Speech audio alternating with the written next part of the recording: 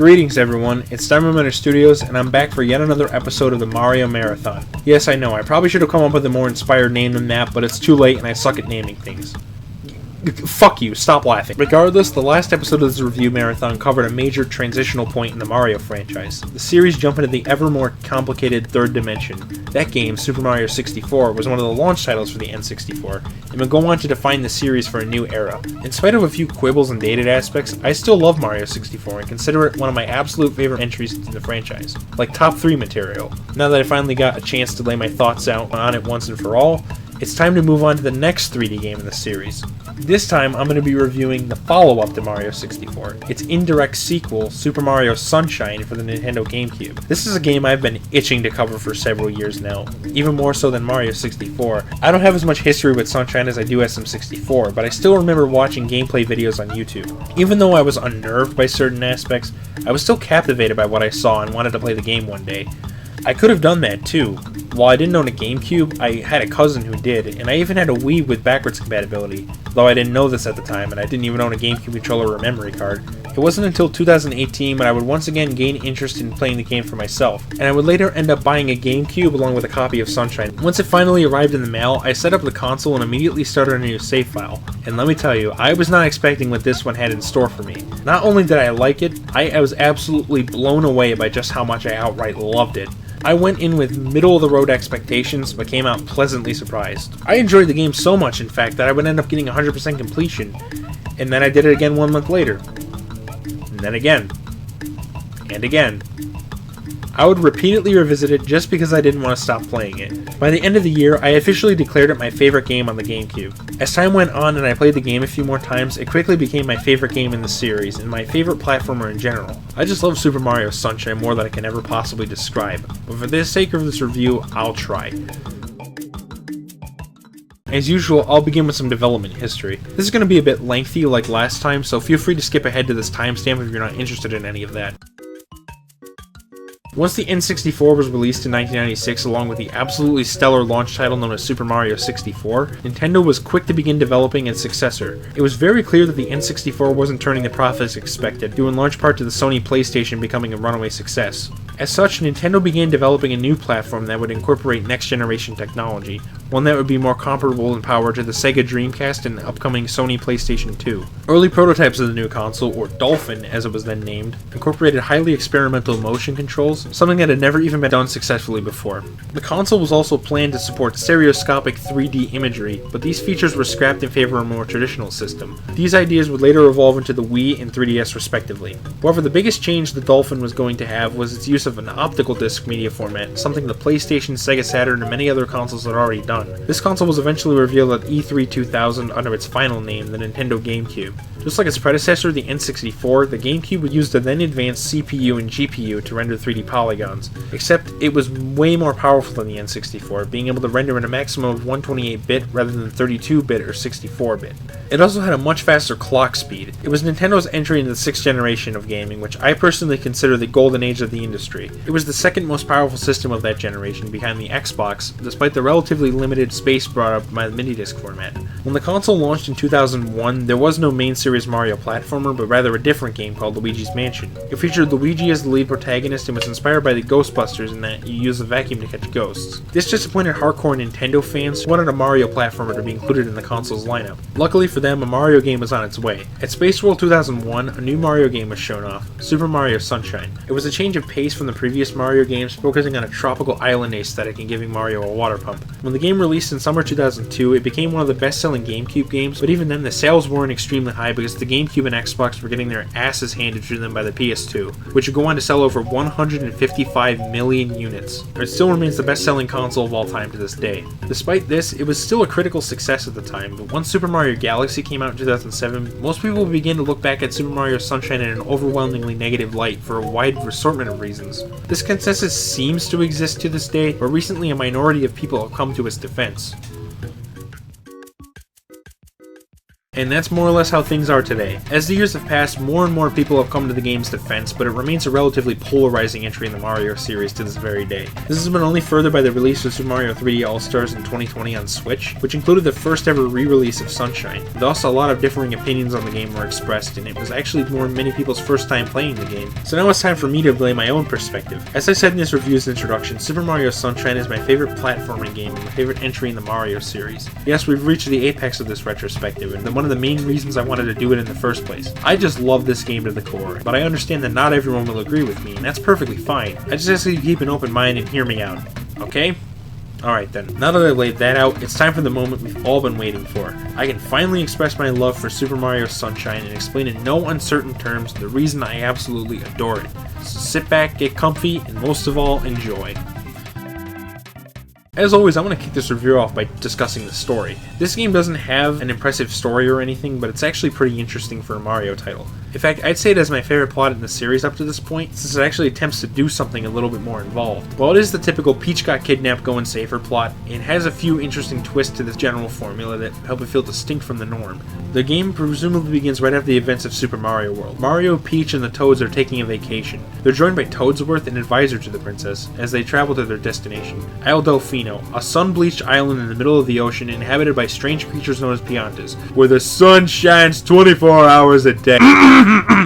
Excuse me. However, once they arrive, the airstrip is covered in strange, icky, paint-like goop that is around the whole island by the way it's moving. Mario picks up Flood, a robotic flash liquidizer ultra-dowsing device invented by Professor Egad from Luigi's Mansion. Mario is then attacked by a polluted piranha plant, and once he takes it down, he is confronted by the local police. In a court case, Mario is accused of being the one who polluted the island, driving the Guardians known as the Shine Sprites away and plunging the island into darkness. After Peach bails him out of jail, Mario is put on parole and told to clean the entire island. Eventually, it's revealed that a shadowy Mario-like figure is behind it all. A shadowy figure who causes mayhem that gets mistaken for the main character, landing said character in jail.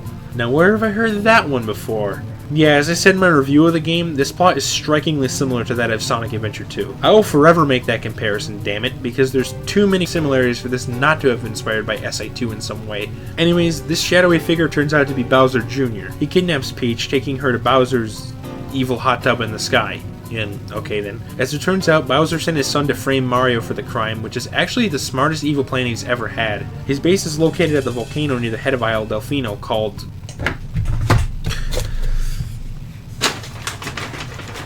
Oh shit. That one didn't age quite so well. Anyways, Mario now has to get all the Shine Sprites back, storm Bowser's base of operations, and rescue Peach once again. So yeah, like I said, it's not the deepest plot in the world, but I think it works. One major difference then is how the story is presented. The plot is shown through fully voice-acted cutscenes, something new for Mario. Considering how generic, stale, and repetitive the stories in future games could become, this is a very fun change of pace. If I'm honest, the voice acting isn't the best and the cutscenes themselves look a bit compressed, but these are minor complaints. The plot is so entertaining and quotable that I can't help but like it anyway. It has some of the same appeal the cutscenes of Sonic Adventure games had. The acting isn't high art, but it's entertainingly hammy and the scenes are fun to watch. However, one issue I have with the story is the fact that the cutscenes are unskippable. I heavily criticized the Dreamcast version of Sonic Adventure for this very issue, so it's only fair that the Sunshine receives this critique as well. I'm not a fan of when games don't give you the option to skip the cutscenes, so the fact that Sunshine doesn't can make the beginning of the game drag a little bit. That said, this issue doesn't bother me nearly as much as it did in Dreamcast SA1. Like I said in that review, that game featured an unskippable cutscene every few minutes, and they could often last several minutes themselves. Super Mario Sunshine, by contrast, has a lot less cutscenes throughout. Most of them are near the beginning of the game, and they have a fair bit of gameplay in between them. Thus, I don't become fatigued with it, since the cutscene to gameplay ratio is very balanced.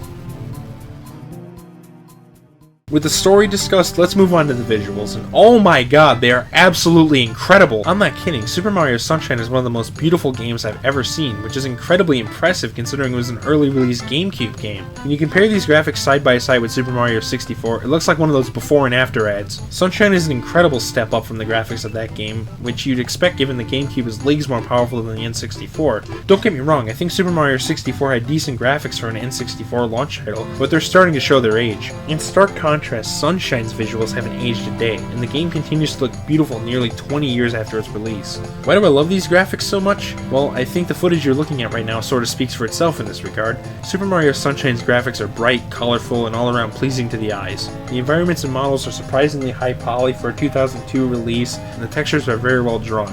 I also absolutely love the detail of being able to see the other parts of Isle Delfino in the distance. If you remember back to my Super Mario Bros. 3 review, I said that a certain future game featured the most interesting world building in the Mario series. Well, we've reached that game. Super Mario Sunshine has an excellently constructed world, the likes of which hasn't been matched in the series since. And while Odyssey comes close, I still don't think it surpasses this game for me. Isle Delfino really does feel like a living, breathing place. I wouldn't say it's as in-depth as the universe of, say, Ratchet and Clank, but the simple detail of being able to see Rico Harbor from Bianco Hills, or being able to see Pina Park from Serena Beach, or what have you, adds a sense of universe that no other Mario game really has. Yes, even the ones that focus on exploring the universe. Additionally, the enemies look different than they usually do, which gives Sunshine an engaging look and allows it to stand out. In more recent years, Mario games had a tendency to look incredibly samey, with Odyssey being the only one to break free from this trend, so the fact that this game takes such a different and unique direction really helps it stand out in a good way. Not to mention, I also love the tropical island theming. I just can't get enough of tropical imagery, the bright sun, the palm trees, the beaches, the sound of the waves crashing ashore. I just love it. It's one of the reasons the Okinawa episode was one of my favorites from Azumanga Daioh, and it's the main reason, besides the vibrant color palette and well-constructed world, that Super Mario Sunshine is my favorite looking game in the series. The environment design in this game is top-notch, and I love the look of the various locales. Bianco Hills, Rolling Green Hills, Rico Harbor, ships and other maritime equipment, Pianta Village's town on top of a huge tree, the Venice-inspired Delfino Plaza, you name it. There's also some very creative areas like the secret stages that defy level tropes altogether. This is easily the best looking 6th generation game I've seen yet, and one of my favorite looking games in general.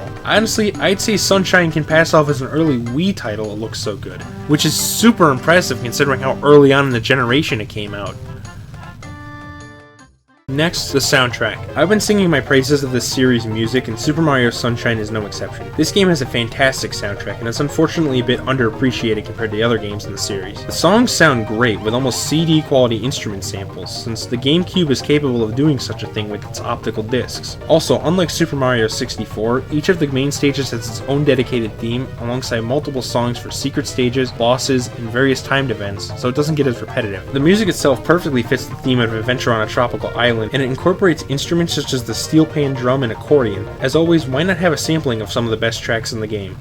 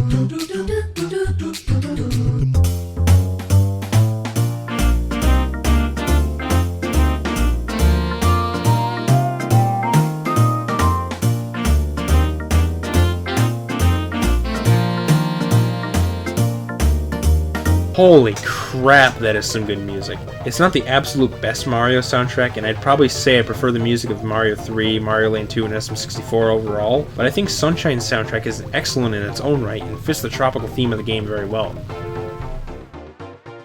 And finally, I've reached the aspect that's make or break of video games, the gameplay. Obviously, I don't even have to pose the question of whether or not I think Sunshine has enjoyable gameplay, because I've already spoiled the answer. It's a resounding, tremendous, colossal, enormous yes. Simply calling Super Mario Sunshine a fun game would be like calling the ocean a decently sized puddle. It's a massive understatement, it really undersells just how much fun the game really is. Why did I enjoy it so much? Well, let's talk about that. With Super Mario 64, this game is a collectathon, but it's much more of a true collectathon. There's a much larger emphasis on collecting things than just on completing tasks. The collectibles include shine sprites, blue coins, which I'll get to soon, floods nozzles, red coins within certain missions, and yellow coins for 100 coin shines.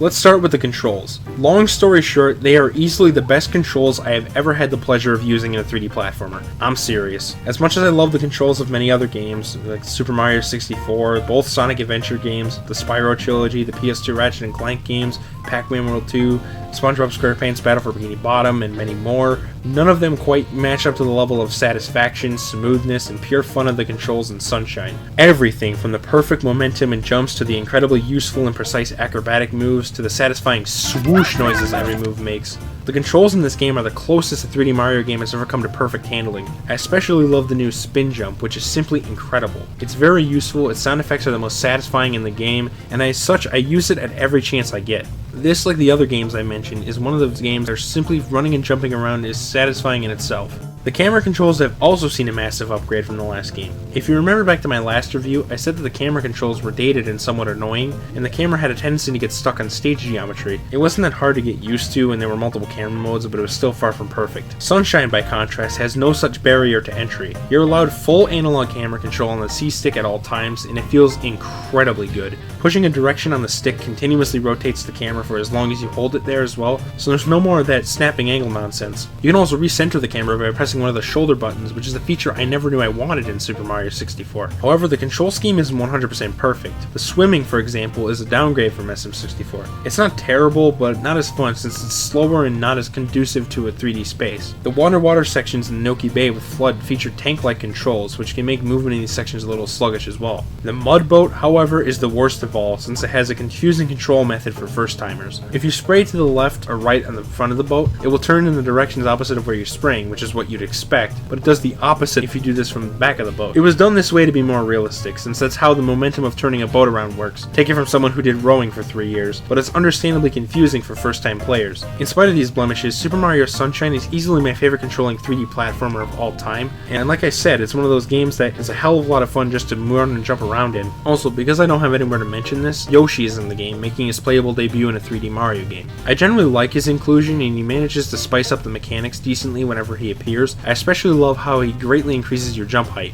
I have to admit though, he's not utilized as much nor as interestingly as he was in Super Mario Galaxy 2. He's only really useful for what he's required for in Sunshine. Waiting on the boats for certain secret shines with him is also somewhat tedious, much like their carpets in Rainbow Ride, but other than that, I like using Yoshi in this game. My favorite aspect of the game, though, is what I consider the greatest, most creative, most brilliant, most fun thing the Mario series has ever done: Flood. This little water pump is a real game changer for the Mario franchise. Flood provides an unbelievable amount of freedom to how you approach your objectives. It, or he, since Flood is a character as well, does this in the form of 3 nozzles: the hover nozzle, rocket nozzle, and turbo nozzle. You also have the standard spray nozzle, which is used for cleaning graffiti. You can even slide across the ground mode by spraying while walking and then pressing the B button, which is incredibly fun and comes in handy numerous times. The rocket and turbo nozzles are exactly what they sound like. The rocket nozzle launches you high in the air, and turbo allows you to travel much faster. Both are pretty fun to use, but much like Yoshi, they aren't super useful outside of what they're required for. Though it is pretty funny how you can use the turbo nozzle on a slope surface to essentially become Sonic for a brief moment. Rolling around at the speed of sound. Got places to go, gotta follow my rainbow. What is always useful, however, is the hover nozzle. Holy mother of fuck, the hover nozzle. This nozzle alone is the single best aspect of the Flood mechanic. I can't begin to describe how much fun it is to use in platforming, traversing the stage, and everything else. It allows you to briefly hover in midair, which opens up the levels to an immense degree and offers an impressive amount of freedom in the movement. It also ties into what I love about collectathons, as it allows you to make optimizations to 100% the game that much quicker. Yes, Cappy from Super Mario Odyssey was a lot of fun too, as were the gravity mechanics from the Galaxy games, but Flood from Sunshine gets my vote for the best idea the Mario franchise ever had. The excellent controls and mechanics are backed up by some truly superb level design. Unlike Super Mario 64, which had some linear levels mixed in with the mostly open-ended stages, Super Mario Sunshine features entirely open-ended levels. Every single one of them, from Bianco Hills to Pianta Village, is fully open-ended, which works best with the collectathon gameplay formula. As I mentioned before, the gameplay itself is centered around collecting things by completing tasks, usually boiling down to platforming. Each level takes advantage of the mechanics excellently, and the game has a great amount of variety, and it really only has one gameplay style. I have no problem with that, especially considering how many games try to shoehorn arbitrary, frustrating minigames that only serve to annoy back then.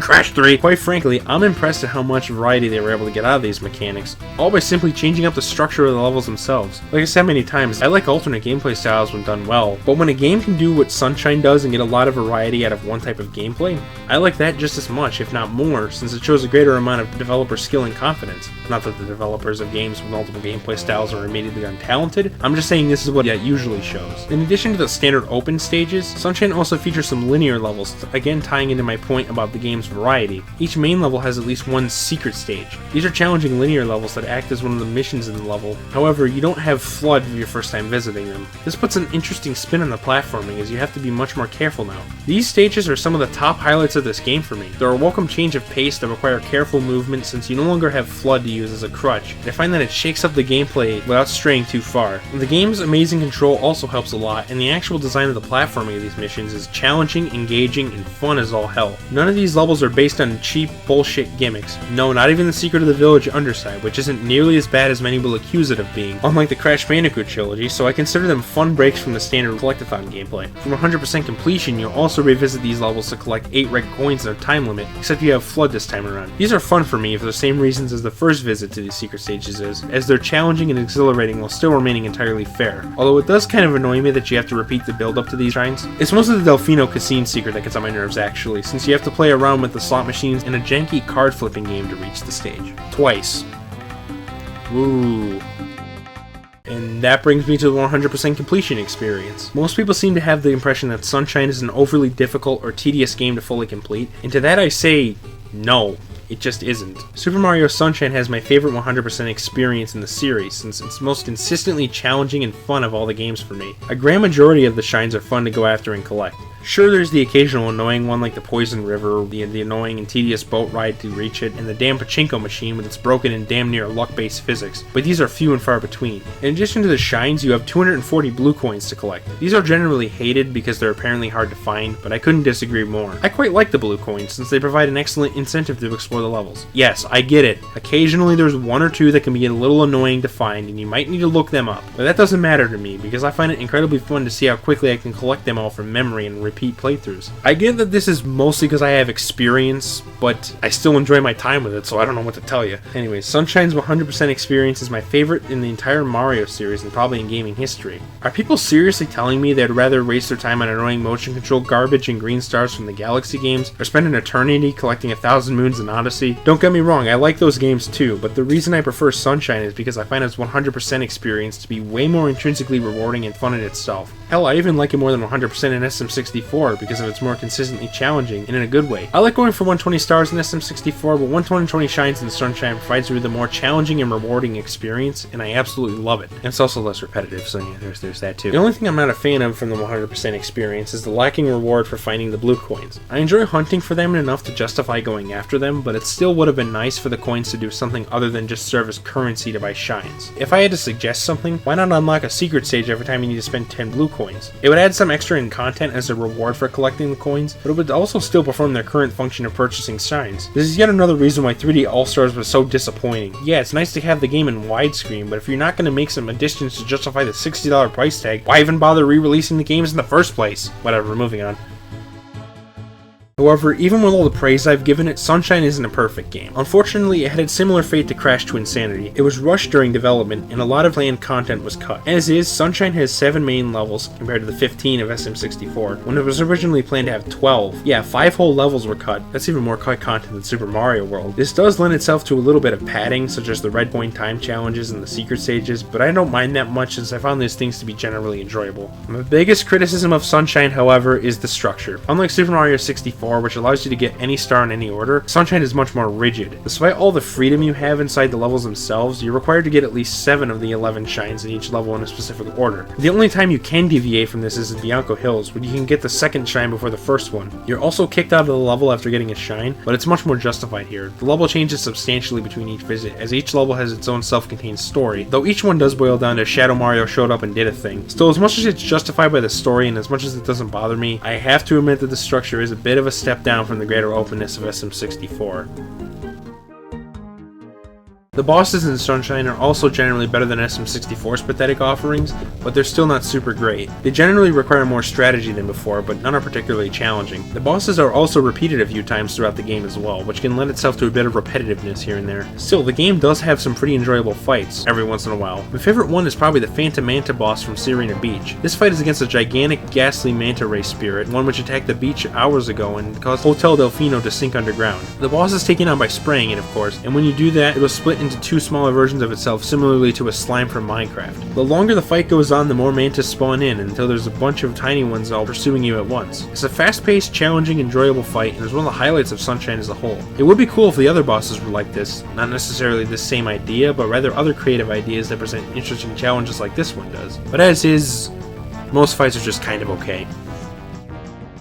With all that discussed, it's time to talk about the endgame. Once Mario collects all the shine sprites from each level, and by that I mean when he chases Bowser Jr. out of all 7 levels, the bastard is seen running into Corona Mountain. There was suddenly an intense torrential downfall around the island, and Delfino Plaza is now flooded with at least 20 feet of water. Mario gives chase and follows Bowser Jr. through the now open Shine Gate and into the depths of Corona Mountain. To be honest, this final level isn't that bad. I hear a lot of people online constantly bitching about this stage, but I've honestly always found it to be a decent challenge that nicely caps off the game. Well, at least the first half of the fiery platforms is, anyway. The second half, on the other hand, is a lot more annoying. It involves the mud boat, like I said earlier in this review, and requires you to gradually inch your way along so that you don't end up crashing into a wall and dying. This part would be fine, since it's rather short, but then they had to place 10 blue coins throughout the stage, meaning you'll have to slowly and meticulously maneuver the boat around the rocks to collect the coins. Instead of actually going to the final boss right away, however, this is the point where I actually exit the stage to do some cleanup back on Delfino Plaza. After returning, there's still the airstrip and one last shine to do, and I still have to trade 240 blue coins for the rest of the shines. I don't know why I do it this way, it's just what I've always done ever since my very first playthrough. I will admit, it is a bit funny to see Mario get to the point right before Bowser's lair, and then remembers, oops, I still have some stuff to do, and then skedaddles. I don't know why, it's a bit silly to think about. Regardless, after another quick run through Corona Mountain, Mario finally reaches Bowser's evil floating hot tub, where he's holding Peach captive. In this scene, we actually get to hear the Koopa King speak for the very first time. Mario! How dare you disturb my family vacation? Yeah, honestly, it's not that great. The fight against Bowser was a lot better than the fight from SM64, but that's only because the confusing swinging mechanic isn't used anymore. Hey, that rhymed, holy shit! Instead, it's a fairly unchallenging fight that is a bit of a letdown following the fun challenge of the game itself. All you have to do is use the rocket nozzle to ground pound these 5 platforms, a task that's as easy as taking a piss in the shower. Still, the final bosses in these games are generally on the underwhelming side difficulty-wise, so this isn't something only Sunshine does. Once Mario defeats Bowser, he and the other characters fall from the sky and back down to Delfino Plaza below. Mario and Peach land safely on a nearby island, but Flood wasn't so lucky. Mario finds him on the island, and he's on the verge of dying, having taken severe damage from the fall. Flood asks Mario if he was of assistance, and then seemingly dies. Mario sheds a tear, but as this happens, the Shine Sprites return to the Shine Gate, and the sun is restored to Isle Delfino. Flood's death scene may have had some impact, but in the very next scene, he gets fixed up, which takes a lot away from that moment. Regardless of that, peace has been restored to Isle Delfino once again, and the characters are free to begin their vacation. The credits then roll with another catchy theme, and you're given a postcard if you've collected all the shines. Yeah, I know, that's an underwhelming reward, but I don't care. The ride itself was very enjoyable. It's not like SM64 had a particularly impressive 100% reward, so this whole postcard thing doesn't really bother me that much. Additionally, if you reload your save file after beating Bowser, you can change to a Shine Sprite shirt and sunglasses, which looks pretty badass.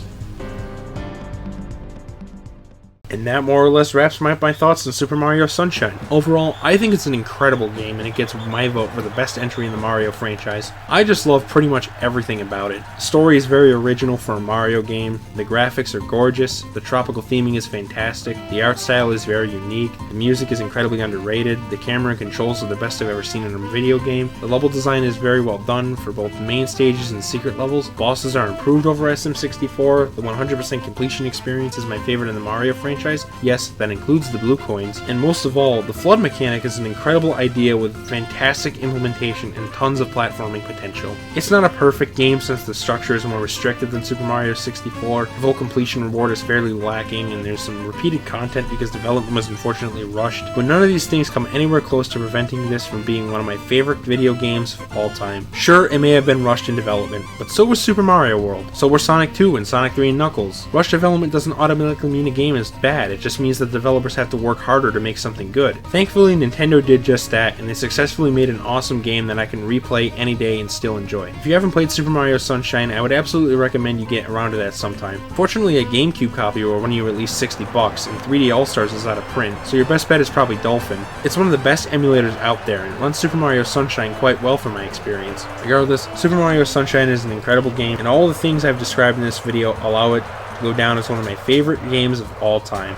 And that does it for Super Mario Sunshine. You might expect the next review to be Super Mario Galaxy, and trust me, we'll get to it, but there's a few games I need to cover that were released in between Sunshine and that game. The Super Mario Advance series, which is a few remakes of some of the original 2D entries on GBA. I'll probably throw Super Mario 64 DS in there as well, but I haven't really fully decided on that yet. However, I think I want to hold off on that for a little bit. After doing all these games one after another, I'm a bit Mario'd out if you feel me. I think I'm going to cover some other games for a bit instead. So this marathon is officially on hiatus for a while. However, once it eventually returns, I'll be doing the advanced games like I already said. In any event, this has been Diamond Miner Studios, and I'll see you in the next review. Have a good day.